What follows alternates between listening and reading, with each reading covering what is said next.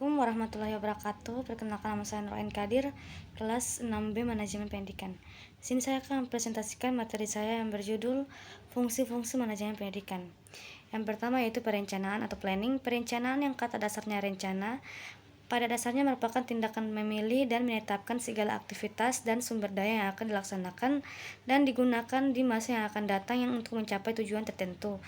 Yang kedua, tahap-tahap perencanaan. Yang pertama, perumusan tujuan, perumusan kebijaksanaan, perumusan prosedur, perencanaan skala kemajuan, dan perencanaan bersifat menyeluruh. Selanjutnya ada pengorganisasian atau organizing. Pengorganisasian diartikan sebagai kegiatan pembagian tugas-tugas pada orang yang terlibat dalam kerjasama di sekolah.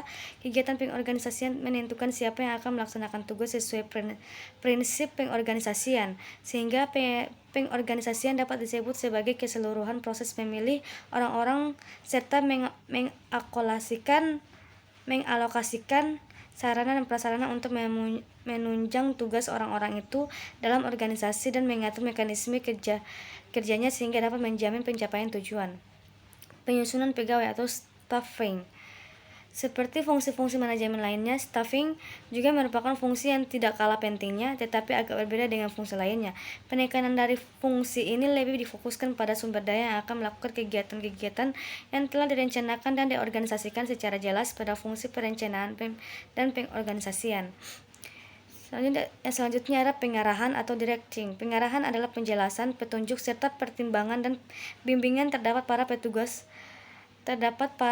yang terlibat baik secara struktural maupun fungsional agar pelaksanaan tugas dapat berjalan dengan lancar. Dengan pengarahan, staf yang telah diangkat dan dipercayakan melaksanakan tugas di bidangnya masing-masing tidak menyimpang dari garis program yang telah ditentukan.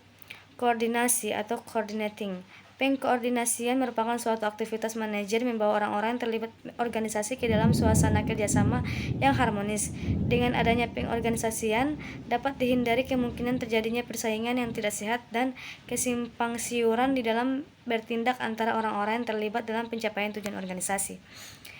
Selanjutnya ada pengawasan atau controlling. Pengawasan pada dasarnya dapat diartikan sebagai kegiatan untuk mengevaluasi, mengendalikan kegiatan sesuai dengan rencana organisasi yang telah ditetapkan sebelumnya. Pengawasan dilakukan untuk memastikan anggota organisasi melaksanakan apa yang dikehendaki sesuai dengan tujuan organisasi dengan cara mengumpulkan, menganalisis, dan mengevaluasi informasi dengan tujuan untuk mengendalikan kegiatan sesuai dengan tujuan yang telah ditetapkan. Selanjutnya itu ada kesimpulan. Terdapat 6 fungsi manajemen pendidikan. Yang pertama, perencanaan atau planning. Yang kedua, pengorganisasian atau organizing. Yang ketiga, penyusunan pegawai atau staffing. Yang keempat, pengarahan atau directing. Yang kelima, koordinasi atau coordinating. Yang keenam, pengawasan controlling. Keenam fungsi manajemen pendidikan tersebut merupakan sebuah rangkaian proses yang saling berkaitan untuk mencapai tujuan pendidikan. Baik, itulah presentasi dari saya. Jika ada salah kata mohon dimaafkan. Wabillahi taufiq wal hidayah. Wassalamualaikum warahmatullahi wabarakatuh.